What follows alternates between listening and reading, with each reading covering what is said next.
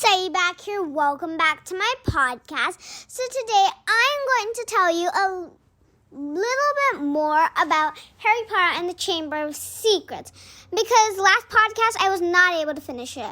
I'm sure that this podcast I will be able to. So let's dive back in. So Ron was ready to go to bed, and he was still holding the diary which did not belong to Harry, an empty one. He just said, we'll look at this better a little bit later, like maybe tomorrow. But right now, I need to get some sleep. He yawned in the middle because he was pretty sleepy. It took a long time to clean Harry's room. And so, then, Ron just left the diary onto the bed with Harry on it, and he went to his own bed in the dormitory. Harry took the diary before sleeping, just to have a good look in it. And when he opened it, just as Ron said, yes, it was empty when Harry opened it. He thought that maybe it had invisible ink. I don't know why he thought this, but to reveal the invisible ink, but he took some ink and wrote on it. I know, took some ink and wrote on it. I'm pretty sure that does not reveal invisible ink. With the invisible ink pen, it comes a little flashlight, so he can't use that, of course. But there was no invisible ink. When Harry wrote, "Hi, my name is Harry Potter," someone else wrote back, probably at the same time, because it was also writing pretty slow. It was not like appearing quickly. It wrote that, "Hello, Harry Potter. My name is Tom Marvolo Riddle." Tom Marvolo Riddle. Weird name, but let's continue. Harry wrote back, "Hi, Tom. I think I might need your help," because he got this idea in his head that if Tom was writing right now, this diary looked pretty old. He probably made it at his times at Hogwarts. Maybe that was about 50 years ago when the Chamber of Secrets opened. He thought that maybe he knew what creature was in the Chamber of Secrets or any person who would do the writing on the wall beside Miss Nora's. So then Tom wrote back, "What do you need with help, Harry?" Harry wrote back, a big conversation, okay? Harry wrote back, "I know that 50 years ago the Chamber of Secrets had been opened, because, well, that's what it said in Hermione's book." And Harry continued that, "So I thought that maybe you could help me." Then, surprisingly, Tom did know who opened the Chamber of Secrets. Tom wrote back, "Of course I know who opened the Chamber of Secrets. When do you think this book was made?" Then Harry wrote back, "That's great. Can you write to me the name who did it?" Then Tom wrote back, "Oh my God. Why write to you when I can just show to you?" Then the book dropped out of Harry's hand and he got sucked in. Yes, sucked into the book. And he landed in what seemed like an old Hogwarts. The book was no longer with him, so he just walked around trying to find his way back to the dormitory. He thought this must have somehow accidentally happened. He thought that maybe Tom's spell went wrong. But surprisingly, at nighttime, because, well, at Harry's time it was nighttime, the hallway was crowded with people. Harry thought they should be in their dormitories by now, so he stepped in front to tell one girl. But instead, he looked to the stairs and he saw someone. On his name tag, it said Tom Marvolo Riddle. So, Tom was walking up the stairs. Harry got through the crowd like a ghost. Not St. Nicholas, somehow like a ghost. And he went to Tom. But again, Tom couldn't hear him or feel him because, forget it. Then some principal came because he was wearing that tie that Dumbledore has, which says it's probably a principal. And so the principal said, looking at Harry and Tom, "Tom, you wanted to speak to me. Come along then." Of course, Harry was a ghost. No one could even see him too. And so Harry thought this must be something important that Tom wanted to talk to the principal about. But he knew it must have also been private. But when did he ever care about that? So he followed the old principal and Tom up the stairs to the office. It looked just like Dumbledore's office, except instead of all the pictures, it had some different one. Instead of Dumbledore's pictures, it had some different pictures. Everything else looked exactly the same, and also there were new documents, not Dumbledore's documents. So, Tom sat down in the chair in front of the desk, and the principal sat behind the desk. And he said that, "What did you want to tell me, Tom?" Then Tom said, okay, I'm just going to change voices and you're probably going to guess who it is. So Tom said, "Well, I know we've had some students turning to stone lately. I think I might know who opened the Chamber of Secrets." The principal was so shocked. Well, then he said, "Well, what are you waiting for? Tell the name." But before, Harry was probably leaning forward like a dog who hadn't eaten for days. But then, suddenly, he got sucked into one of the principal's documents and fell out of a doorknob. Yes, a doorknob. And he saw Tom pointing his wand at a kid, which looked like a young Hagrid. Except, of course, without the beard, because he was so young. About Tom's age. So, Tom was pointing at the wand at Hagrid, and Hagrid was in front of a chest. You'll see why I had to tell you that a little bit later. And then Tom said, "I'm sorry, Hagrid, but I have to blame you about opening the Chamber of Secrets because there is no one else nearer to blame." And so, after pointing the wand at Hagrid, Tom then pointed the wand at the chest behind him. Told you it would be important, which had a spider-like lock. Harry was sure that if Ron was with him, he would be shivering by now. And he unlocked it, and a million spiders came out. Harry knew that it was best that Ron wasn't here. And sure, he should not tell the spider part about the memory when he's telling it to Ron and Hermione. So then, Harry got sucked back into the doorknob and bounced on the bed. The book was now on the table. Ron had lifted it because he and Hermione were staring at Harry. Then Harry said, "What?"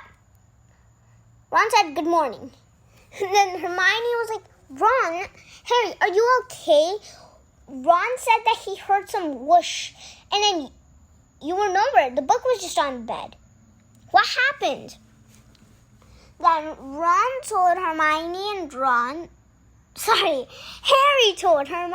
Ron the whole story of what happened, what he saw, except the spider part. He told about the spider lock, though. He just didn't tell what was in the chest, because it was not so important. Then Hermione said, "Well, at least we know a little bit of other puzzle piece, but I know Hagrid well, and so do you guys. We know he would never stoop to something like that." Then Harry said that, but remember, Riddle said that there's no one to blame but you.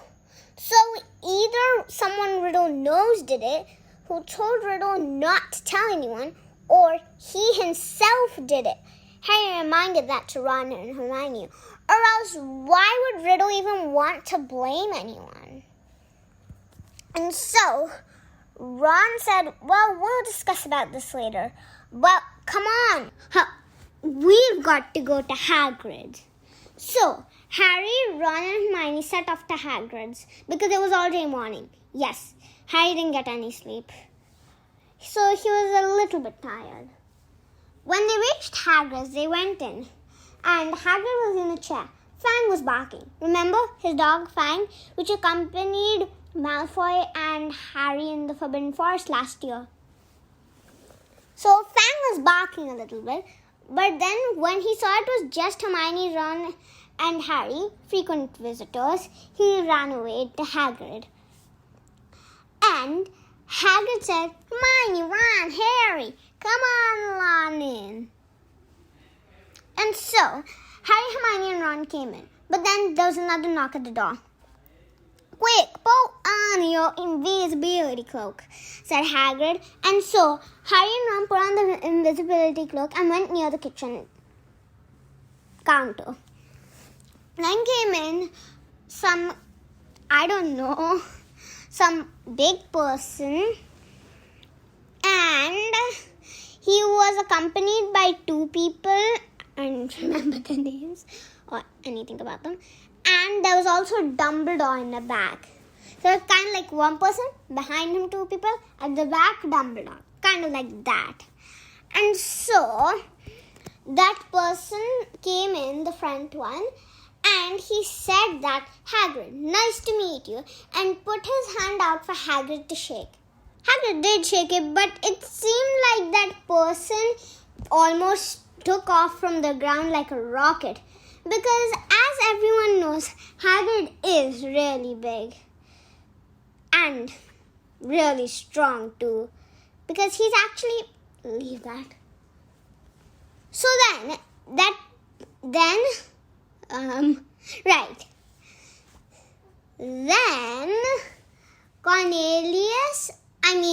Hagrid said that... "Hi, Cornelius." And then Cornelius said, "Nice to meet you, Hagrid." Even though he already said that, he said it again.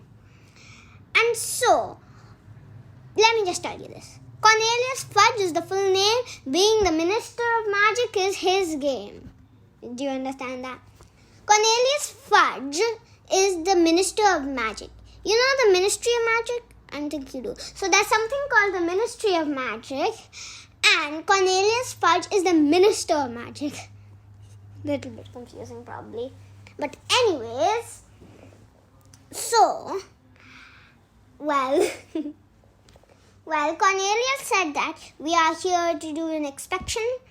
Then, Dumbledore said that we're here for an interview, Hagrid. As my gamekeeper, since the Chamber of Secrets has been opened, we know why you were expelled 50 years ago, Dumbledore said. And so Hagrid was like, "It wasn't me, y'all." So then Cornelius again was like, "Well, Hagrid, as we are here to do an inspection, we'll be looking around for proof. Because last few years, 50 years ago, we are not very sure you're the one." So then Cornelius stepped a little bit around. Just a little bit around. He went a little bit close to Ron, Hermione, and Harry, who were draped under the cloak. Harry was scared that the ankles and feet might be showing. And so they were also leaning to the wall because Cornelius was getting pretty close to them. And then he went back. Luckily and unluckily, he went back and said, "Hagrid, you are sentenced to years in Azkaban." Then everyone left with apparation in a puff of smoke. Dumbledore, the 2 people who were accompanied with Cornelius, they left in a puff of smoke. Then Hagrid sank into a chair. Hermione, Ron, and Harry still didn't come out because they could still see Cornelius inspecting the windows for some reason. Then finally, when those 4 left, they came out. Hermione said, "Oh, Hagrid, we're so sorry. If we knew about this, we would never have come." Because, it might have got them in a little bit of trouble. But good thing Harry had that cloak. Anyways, then Ron said, "Yeah, we never would have come, Hermione, wouldn't we?" So Harry said, I can't believe Cornelius just did that. Because anyways, he did just walk a few steps towards the kitchen counter. How could he have found any proof in the kitchen counter? So that was pretty unfair. And then they had to go back. Hermione hurried back because she had a class. Harry and Ron had a free period because Hermione takes some extra classes, especially in her third year. So Harry and Ron were going back, except they saw some spiders.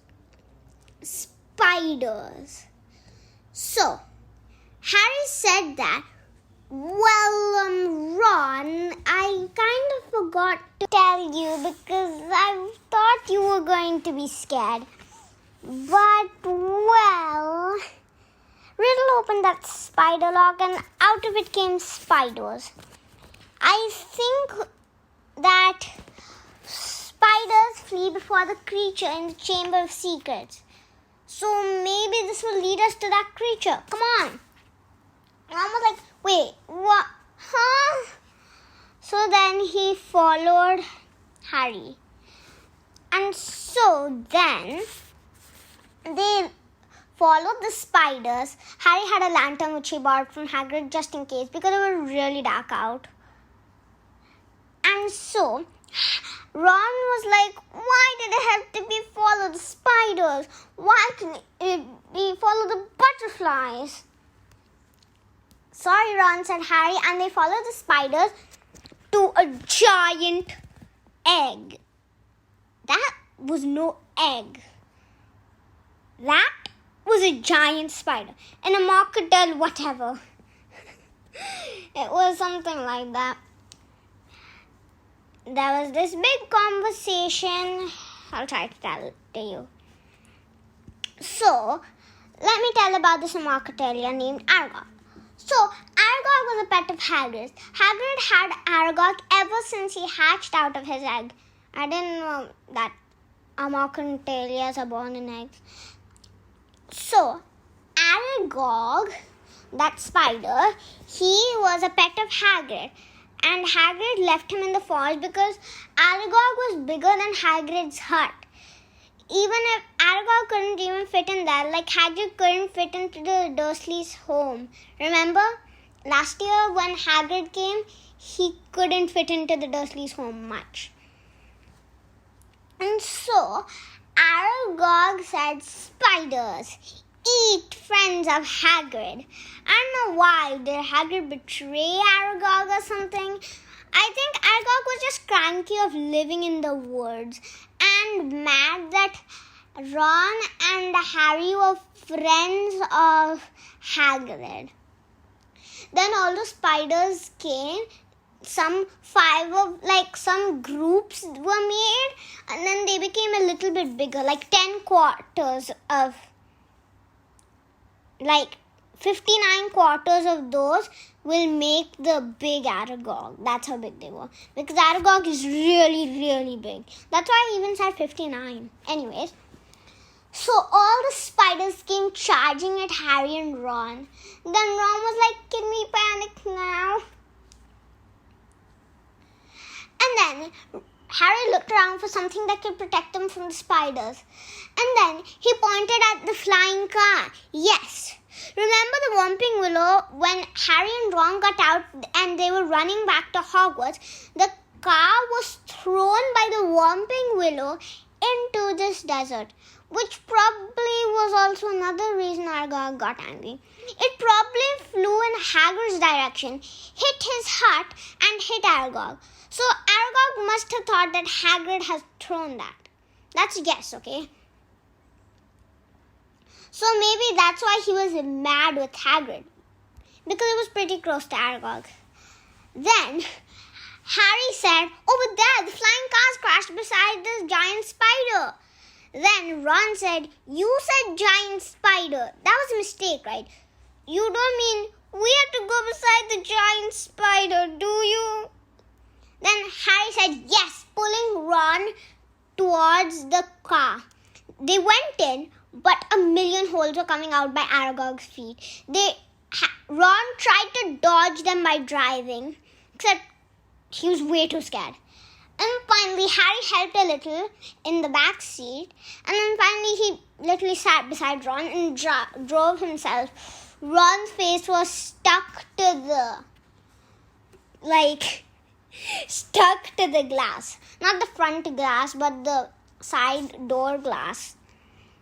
And so, Harry drove the way out.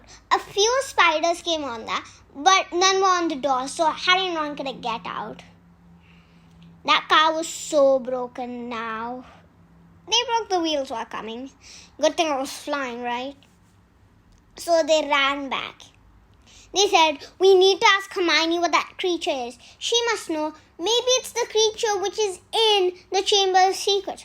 Remember, it said spiders flee before it. Could that mean that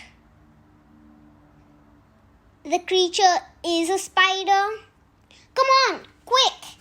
So Harry and Ron ran up to the castle and they bumped into Professor McGonagall. They already looked in the class where Hermione was supposed to be, but she wasn't there. That class had already ended.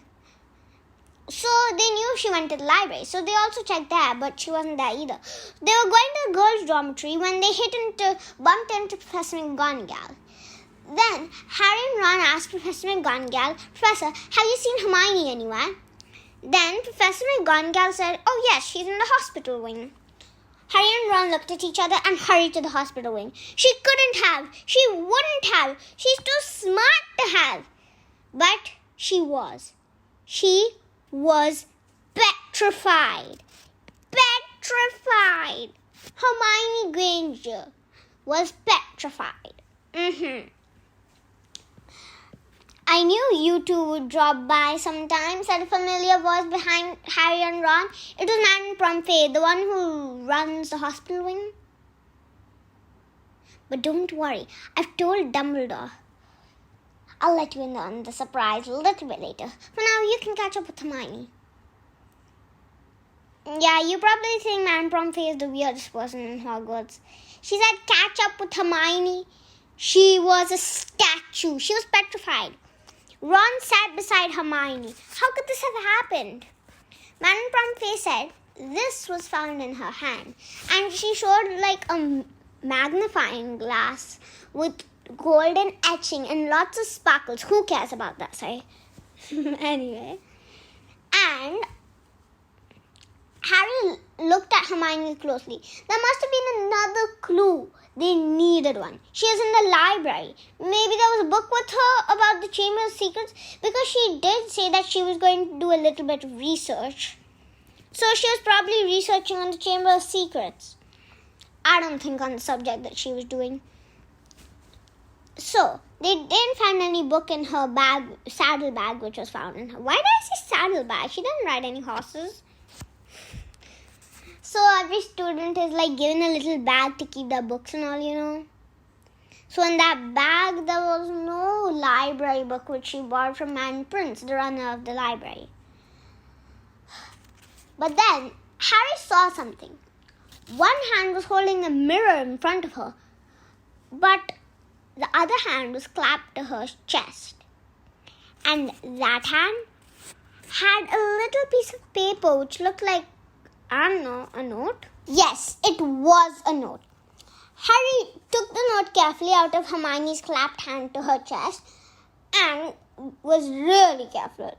Like, when I say careful, I mean really careful. Because it was really hardly clapped to her chest. Probably so that the creature or person who did this to her couldn't get hold of it. So it must have been something special. Hopefully, Ron and Harry thought about the Chamber of Secrets. So, it was not folded. It was a big piece of paper, which means she has a big hand, anyways. And it, said, the Chamber of Secrets. I'll read it out to you. Say it out to you, because I don't know what it said, but I'll tell as much as I can remember. The Chamber of Secrets, it was titled that. The Chamber of Secrets was opened 50 years ago by you-know-who. You know who. You probably don't know who. You're probably thinking, you know who as in... You know who. I mean Voldemort. Voldemort.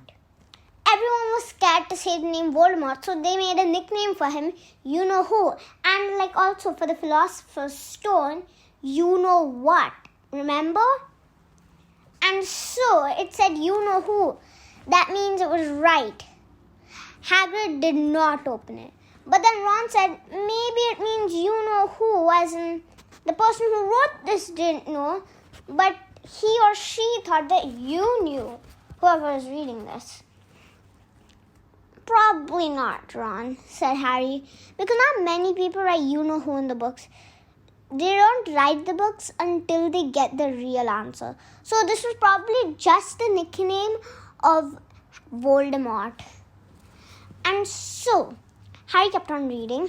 Spiders flee before, like I was correct. And a basilisk is trapped in the Chamber of Secret. It is a giant type of snake which has deadly yellow eyes. When you look into them, you instantly die. The last girl murdered was a mudblood. You know who loves to kill mudblood, so he's been doing it for the past year, ever since the Chamber of Secrets was opened. It has recently...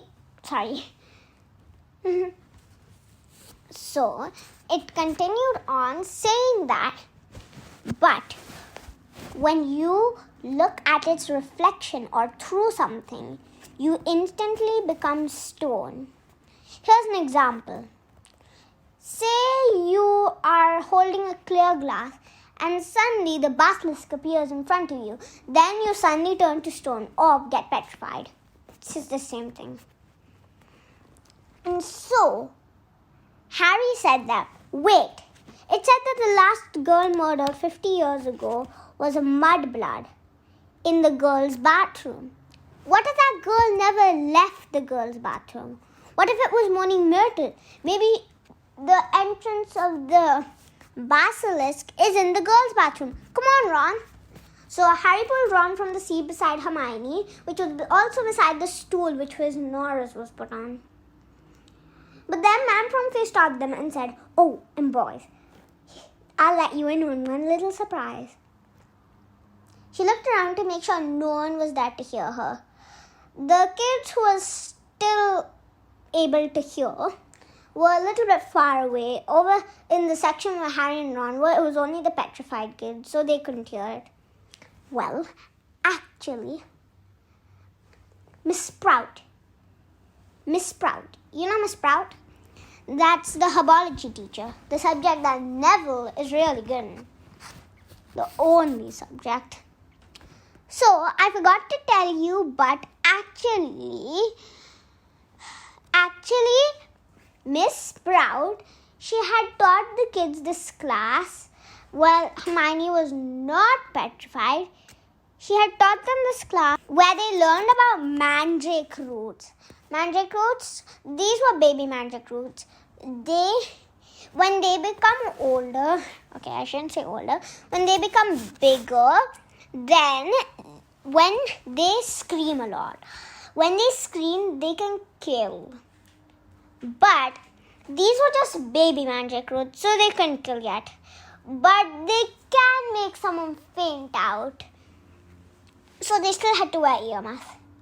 And then Neville fell down while he was wearing earmuffs.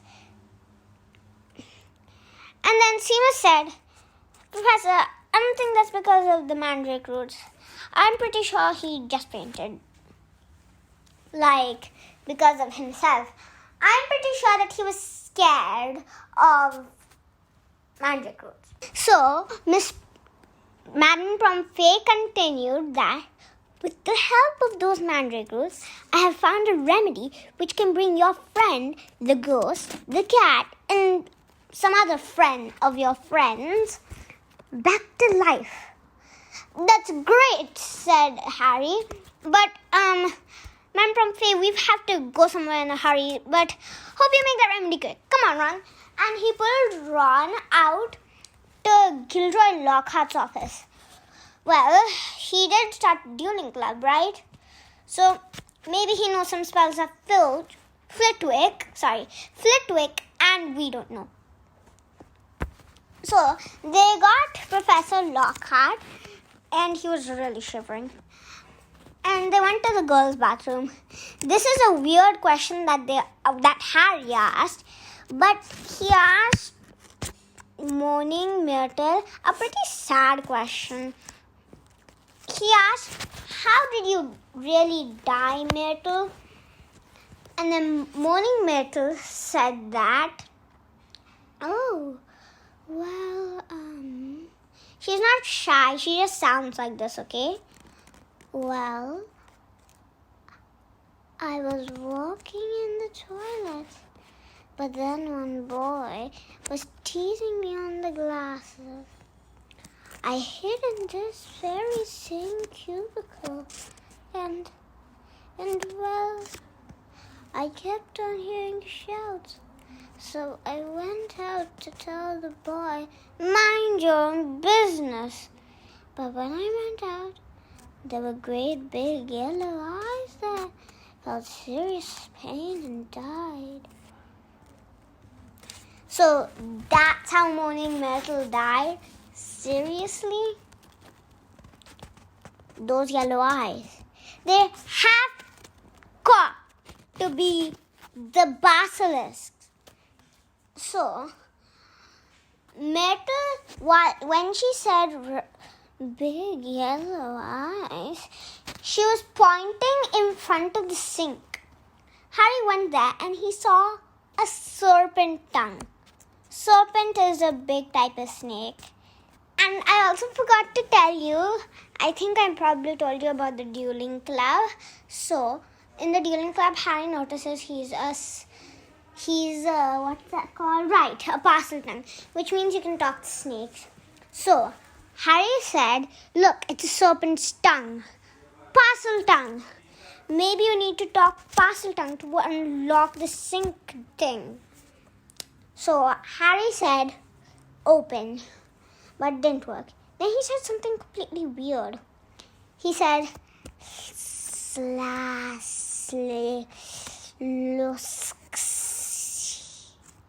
something like that. And then finally it opened.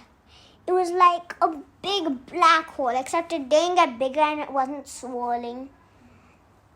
Then Gilderoy was like, "I'll leave you two boys to it. I'll be here with Myrtle."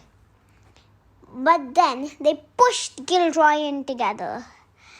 And Moaning Myrtle said, "And Harry, if you die down there, you'll be able to share my cubicle."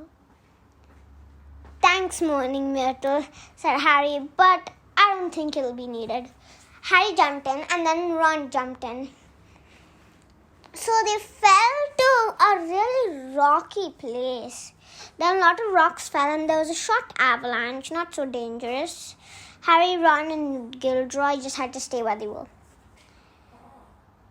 And Harry was separated from Ron and Gilderoy in that avalanche, so now he couldn't see them.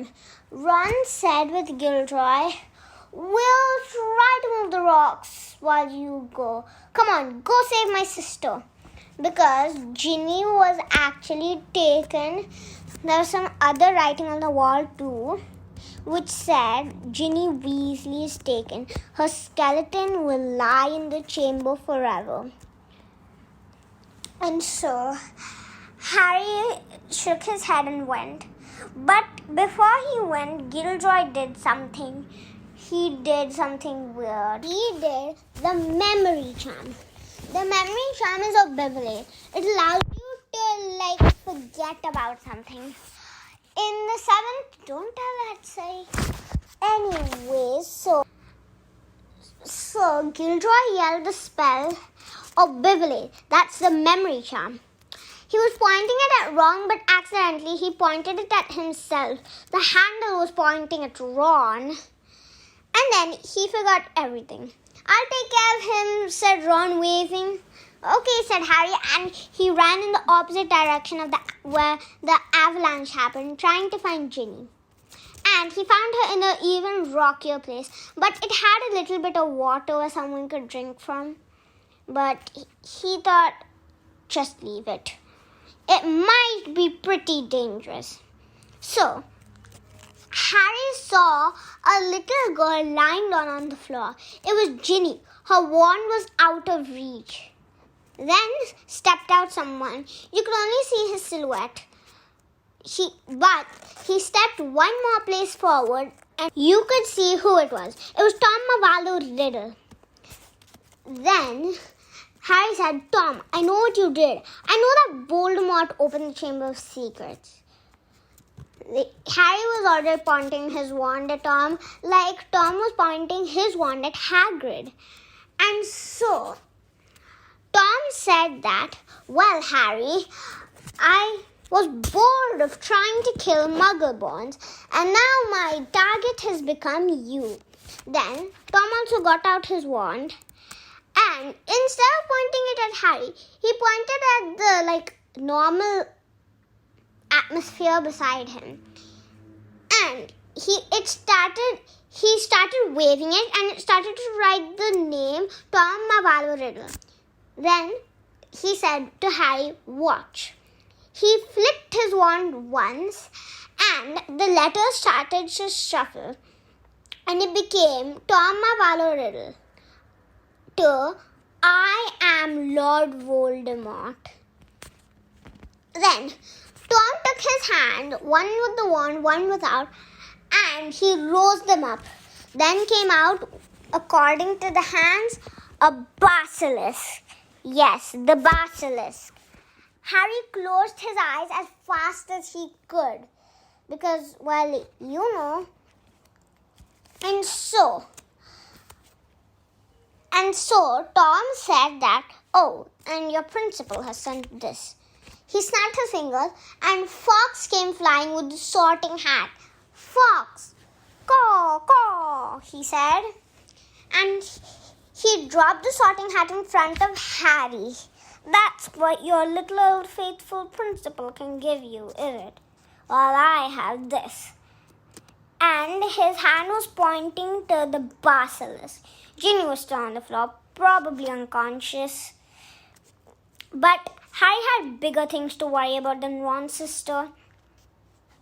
So, he put his hand on the sorting hat. He didn't know what he could do with it, but he actually felt something. It was like a handle. He kept hold on it and took the tip of the sorting hat.